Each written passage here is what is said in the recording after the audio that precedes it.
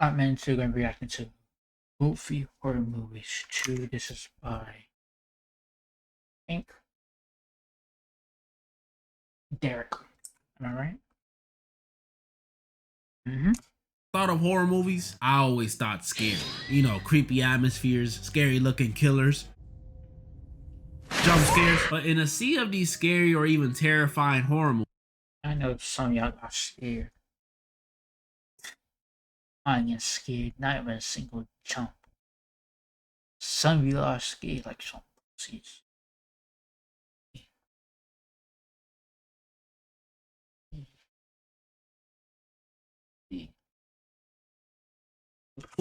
sometimes there's some goofy ones. Horror movies so low budget or so ridiculous or sometimes so trash you can't help but laugh at them. So today, after nearly 3 years, I'm revisiting this topic and we're gonna be going over some more goofy horror movies. Some of these are well established, some of these are very popular, and some of these are the most ridiculous movie you'll ever see. And what better way to start than with a popular one? The Purge. We all know this one. Every year in America, all crimes become legal, rich people are protected, poor people die, economy and crime rates thrive, yada yada yada, people kill each other. Now, it's a good move. There were some goofy decisions made, like the daughter running off on her own when someone's in the house, or the son, you know, letting in a complete stranger on a night where people are allowed to kill each other. Oh my goodness, this pisses me off to this day. But the silliness of this movie for me doesn't lie in the decisions or the...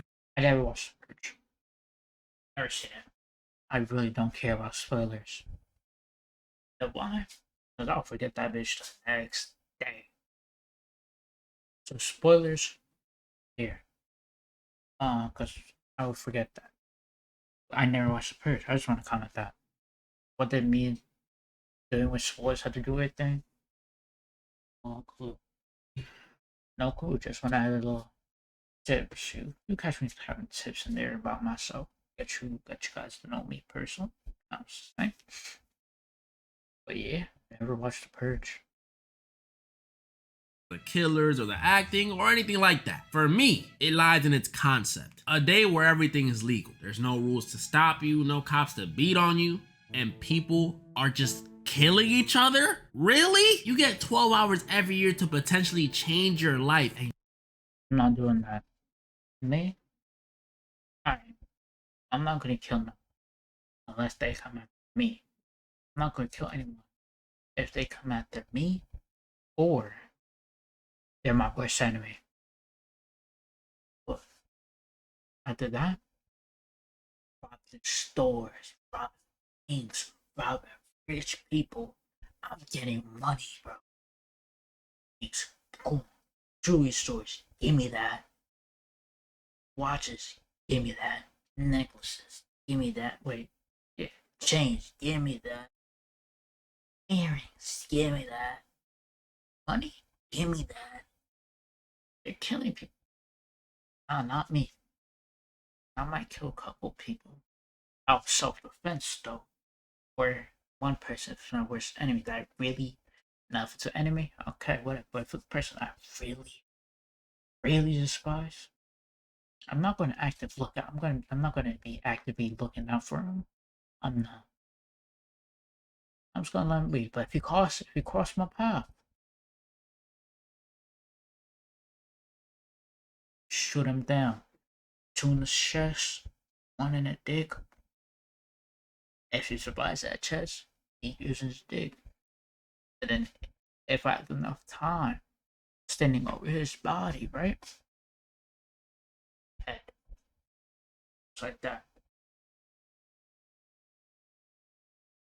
Robbing banks, robbing anything could get me money. Robbing, of course. Give me that car, nigga. Now it's mine. Shit, and once I done all of that and I got more time, I might chill around. Still some cars, put some explosive in that bitch. They jump out, explode that bitch. On some GTA shit. I'm not the first thing I'm not doing is killing. and you use it to kill homeless dudes and get petty revenge? Are we serious? Y'all not thinking about the long term? Y'all not thinking about the money? Go sell crack. Maybe I just don't understand the violent nature of humans. But I don't think that many people are itching to be the next Joe Goldberg. I'm sorry. That ending was booty, by the way. I might make a vid on it. But it ain't Never finished it, but I did watch season 1. Stopped watching it. I've seen clips of the movie. I mean, the show. That shit was fucking ass, nigga. I don't know what the plot is or how he. Apparently, he got a wife, a girlfriend, whatever. Cheats on her. Yet another girl. I'm not sure what season that part is in, but whatever, man. That nigga.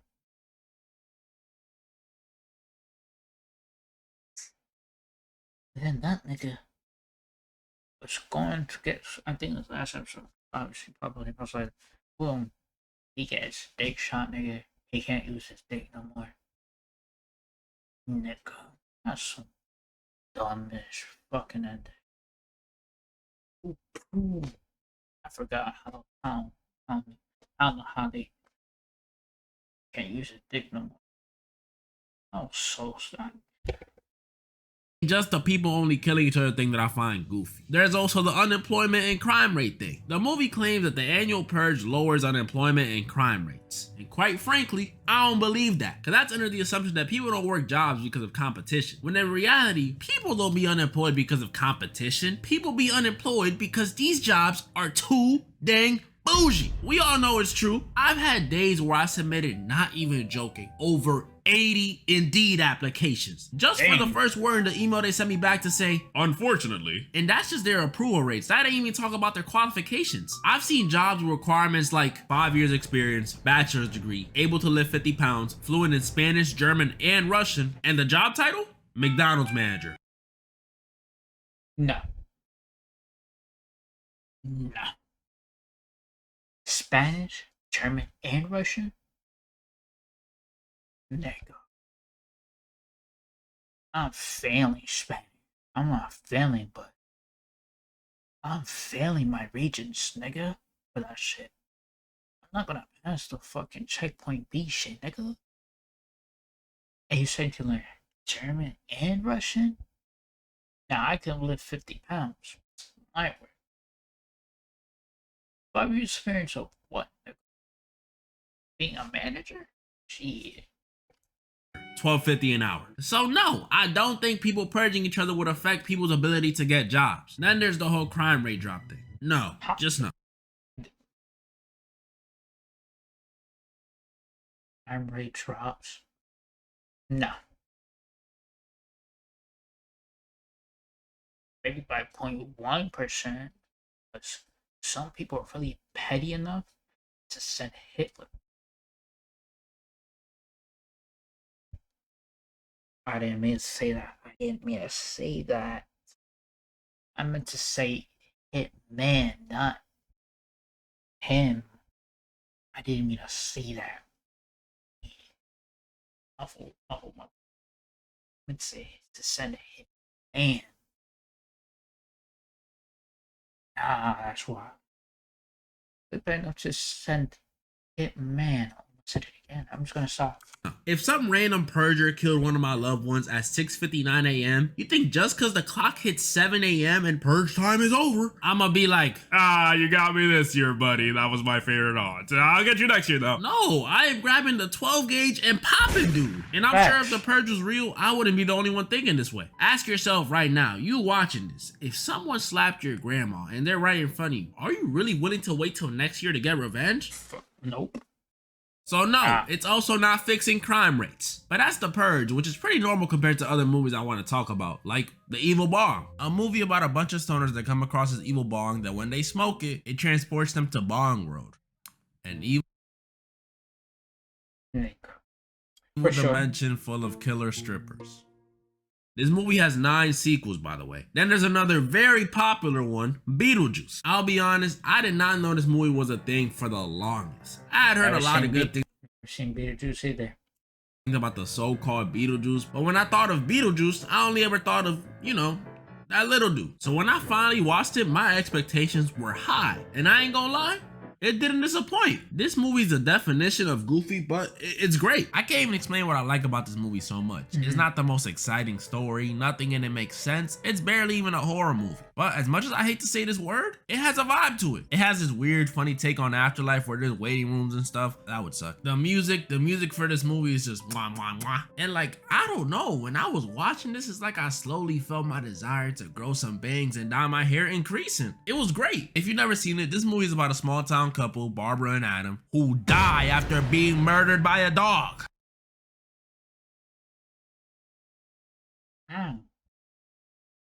What? There's a dog in the road in the Huh? Kinda, not really. That's just my interpretation of it, but you can't tell me this wasn't murder. And after respawning back at their crib, they find Wait a minute. who die after being murdered by a dog. Kinda, not really. That's just my interpretation How'd they get there?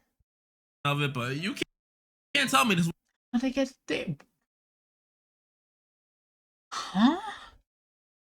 I gotta watch this. I'm confused. I'm confused. How'd they end up there?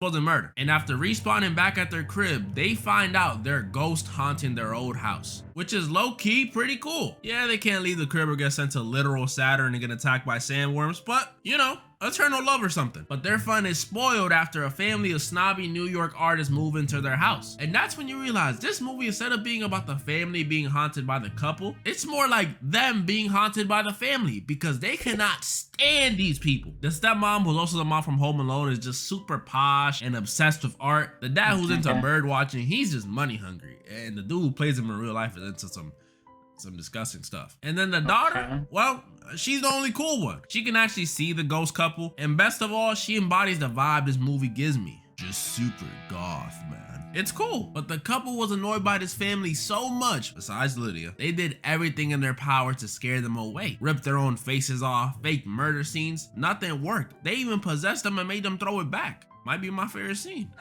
What? It's funny. But even that didn't work. It actually made things worse because these dudes decided it'd be a smart idea to make the ghost a tourist attraction, like a business. And I don't know about y'all, but I'm definitely going to that. Did you see how they was throwing it? Nah, this is how you do it successfully. You're assuming as ghosts should work, you can't die. Possess them? Same. Possess them, go in the kitchen, go somewhere. Put them in the oven. Grab a knife. You do with it that they will. Make sandwiches. With no other options left, like something straight out of The Exorcist, they looked to hire a specialist. But this wasn't just any specialist, this was Beetlejuice. Not the little one. This dude is a moldy skin, green haired having, perverted being, and I mean very perverted, animated demon. And even though he showed up halfway through the movie, this dude was definitely the star of the show. They summoned him after saying his name 3 times to help them scare out the family, but turns out Mr. Juice likes to do more than just scare people, because when he gets summoned, this dude starts trying to kill the family. That's called false advertising, Mr. Juice. Barbara eventually stops him, but it was too late. The damage was already done, and the only cool one in the house, Lydia, didn't trust the couple because she thought it was them that did it. I mean, they're ghosts. But don't worry, that wasn't the end for Mr. Juice yet. We see Lydia in her room looking all sad, looking all goth, wanting to not be living, until she goes to the attic and sees Mr. One and Only himself, Mr. Juice. She starts telling him about her problems and how much her parents suck and how she wishes she were dead. Yeah, mental health and stuff. How about you get me out of here? Mr. Juice promises he'll help Lydia with whatever she wants as long as she helps him. But before he can, the ghost couple come back. Where were they? You know, ghost stuff. They tell Lydia being dead doesn't make anything any easier, and it kind of sucks.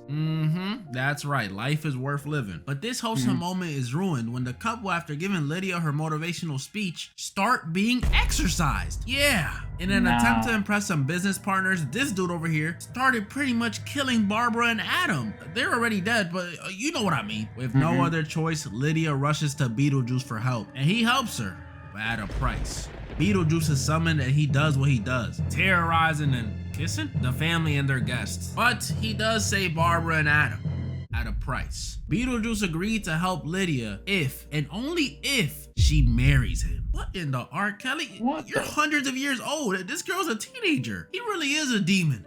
Or a Minecraft YouTuber. But before their wedding could be complete, Lydia is saved by Barbara and Adam. And the sandworm from earlier comes through and eats Mr. Juice. What a fitting way to go out. Like I said, although a little wacky and goth, I really enjoyed this movie. 8.5 out of 10. The vibes are valid. But I cannot say the same about the next movie I'm about to go. Abraham Lincoln Vampire Hunter.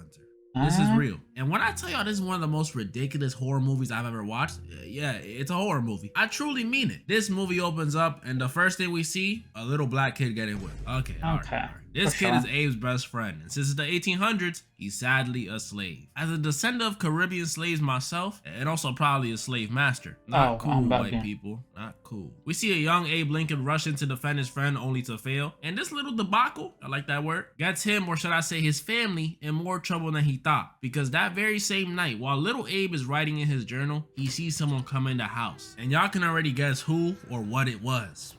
A vampire.